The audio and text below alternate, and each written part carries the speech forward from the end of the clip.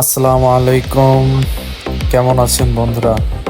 আশা করি সবাই ভালো আছেন। এই তো আমরা বের হয়ে পড়লাম শহীদ চান্দু স্টেডিয়ামে যাওয়ার পথে, আমাদের বগুড়া শহীদ চান্দু স্টেডিয়ামে। আজকে খেলা হচ্ছে মূলত বাংলাদেশ ভার্সেস আফগানিস্তান। তো আমি আর আমার এক ছোট ভাই রিক্সা করে রওনা দিলাম। এই তো রওনা দিতে দিতে চলেই আসলাম প্রায় কাছাকাছি।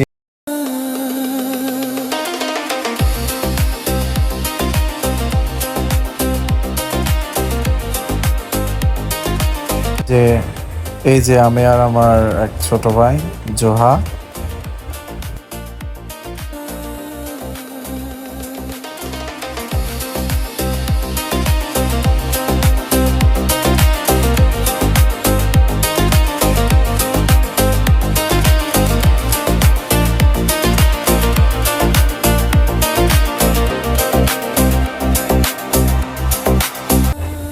তো দর্শক, যা দেখলাম পর্যাপ্ত পরিমাণ চাপ ছিল।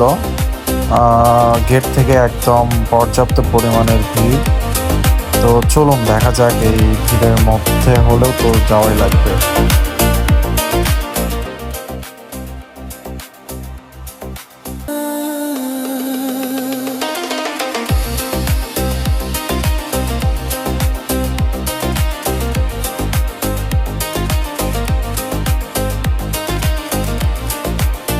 গেটের এখানে ঢুকতে বেশ কিছু চাপ।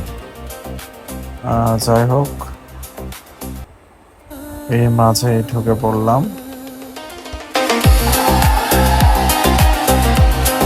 এই যে দেখুন, চলে আসলাম আমরা গ্যালারির ভেতরে।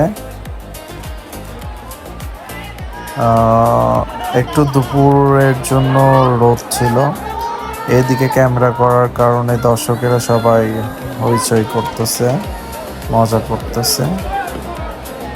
তবে গ্যালারি থেকে খেলা দেখার একটা ভিন্ন স্বাদ অনুভূত হয়, ভিন্ন এক প্রকার মজা লাগে, যেটা হয়তো যারা গ্যালারিতে গিয়ে খেলা কখনো দেখেন নাই তারা বুঝবেন না। তবে গ্যালারিতে গিয়ে খেলা দেখার মজাটা আসলেই ভিন্ন। 100 করার জন্য এত দর্শক আনন্দিত, তাও আবার 4 মেরে 100 করলো। এই জন্য সবাই অনেক অনেক অনেক হ্যাপি হয়েছে, অনেক খুশি, সাথে আমিও।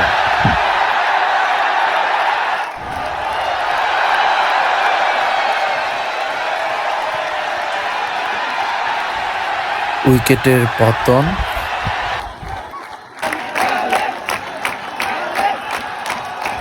স্টেডিয়ামে লাইট না থাকার কারণে সন্ধ্যা লেগে যাচ্ছিল, আলো কমে যাচ্ছে, যার কারণে ব্যাটসম্যানেরা বল দেখতে পাচ্ছে না ঠিক মতো, সবাই ফ্ল্যাশ জ্বালাইছে। বিষয়টা আমাদের বগুড়াবাসী হিসেবে আমাদের কাছে একটু খারাপ লেগেছে, কেননা লাইট না থাকার কারণে 5 ওভার অবশিষ্ট থাকতেই খেলা শেষ হয়ে গেল।